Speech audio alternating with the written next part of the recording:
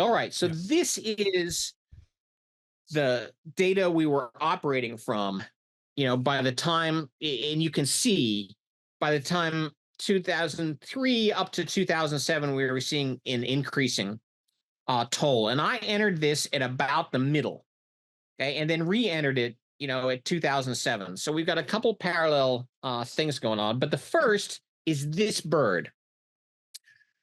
This is horned owl. And you can't see because I'm standing in front of it, but my background will have it.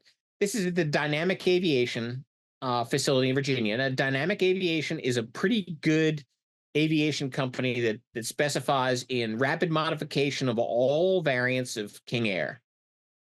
And what they had done is they had put a synthetic aperture radar on this airplane. And you can see it's in its combat configuration because you see the 2 missile warning sensors on the nose. Mm-hmm. It's got missile warning on the tail. It has flares. And I'm obscuring the canoe. I'm going to stop sharing. But let's move off to the side one way or another this way. Oh, yeah. That's the canoe underneath. And what is underneath here is a synthetic aperture radar that works in 3D. And so the chief of staff of the Air Force at the time, Secretary Roche, we called him Pooh Bear behind his back because he was just so much of a Winnie the Pooh. He's a retired naval officer, and he sets up a little shop that will do rapid projects, and he wanted to hunt IEDs with synthetic aperture radar. And a lot of them were being made out of 122 millimeter artillery shells. That was a big deal. And so what you do with volumetric SAR is you make multiple passes on a target, and it assembles a color picture in 3 dimensions. Mm-hmm. This stuff was awesome.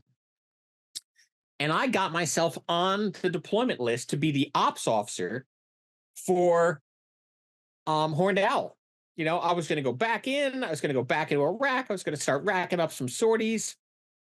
This was going to be awesome because what you can't see is it's also got a FLIR ball behind the radar. So you actually have a sensor kit.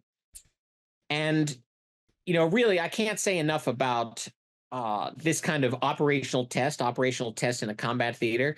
But the synthetic aperture radar was great, but it was not good for finding IEDs because there was too much clutter.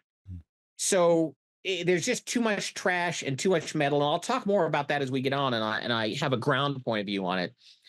But you could see the IEDs, but you see everything else, and there's too much. So it's when people talk about sensor capabilities, you need to think about clutter.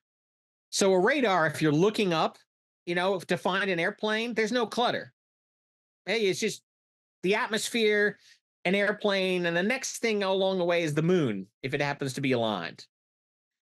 If you're looking down with a radar, all those ground objects are clutter. Okay, that's why look down, shoot down was such a challenge. Not because the sensor couldn't see the airplane. It could see the airplane. It just saw everything else, and you couldn't break the airplane out. That was the problem with the F4's radar. And you see that in the earlier episodes when I show you the F4 radar tape, and there's all this goo on the screen. So that was the problem with this. But what you could do with volumetric SAR is you could task the aircraft to look at things where maybe they were storing shells in a building. So they got the experience where they could fly by the building, and they'd fly by it 3 times. They'd do a 3D image. They could tell bed springs from 122 millimeter artillery shells, from filing cabinets, and so on. So it would penetrate the walls and the ceiling? Penetrate the walls. Wow. Yep. Because a lot of construction in Iraq is unreinforced concrete. Penetrates the walls just fine. Wow. And then in cases where you had buried weapons caches, and they were tasked against 7 of them, and they confirmed all 7. They went 7 for 7. Wow. And so I'm slated to be the next deployment OPSO. The deployment is going to come back. They're going to do a quick upgrade, a hardware upgrade that they can't do in theater, and they're going to send it back. But the Pentagon intervenes. So there is a new 3-star who's moved to another 3-star job. He's going to be a commander in AF-South, Davis Monthan. And I don't know whether he even knew about this, but he wanted Horned Owl down to support Colombian operations because that same frequency of SAR can penetrate jungle foliage. So it's an obvious application to look for drug labs and FARC insurgents in the jungle where other radars cannot penetrate. And so the problem is there's no money for that. So there's a bunch of minions in the Pentagon who are trying to divert this airframe. So first they pull it out of CENTCOM without telling the four-star General Abizaid. And he gets wind of it when the aircraft is in Turkey on its way back. And they say, no, we're just bringing it back for a hardware fix. And we'll send it back when the hardware fix is done. That wasn't the air staff intention. The pocket of the air staff now controlling this was going to steal this airplane and send it to Southcom after the modification. And so they lied to General Abizaid. They brought it back. And as soon as it touched U.S. soil and was not going back to CENTCOM, all the funding stream went away because somebody else saw there's no funding stream for it. There is no funding for Southcom. Southcom is called the Economy of Force Command because they never get any money or assets, and they don't own any assets other than headquarters buildings. And so the aircraft essentially goes away because once you coded it differently to go to a different theater, the money went away. Once the money went away, there was no money to send it back, and it disappeared. Wow. The aircraft was demodified, and we lost the capability. So I'm pissed. You had a question. Yeah. Spit it out. So how was this guy at Davis Monthan proposing then to take the Horned Owl and fly it over Colombia or wherever it was he wanted to fly it over? If the money was going to go away. Well, so that was an unanticipated effect. It was not part of the plan. It's different people. And remember, I don't know if the 3-star knew anything about this. He almost certainly asked for the aircraft. Whether or not he knew about the staff machinations going on in the background, I have no idea. To be fair. So, so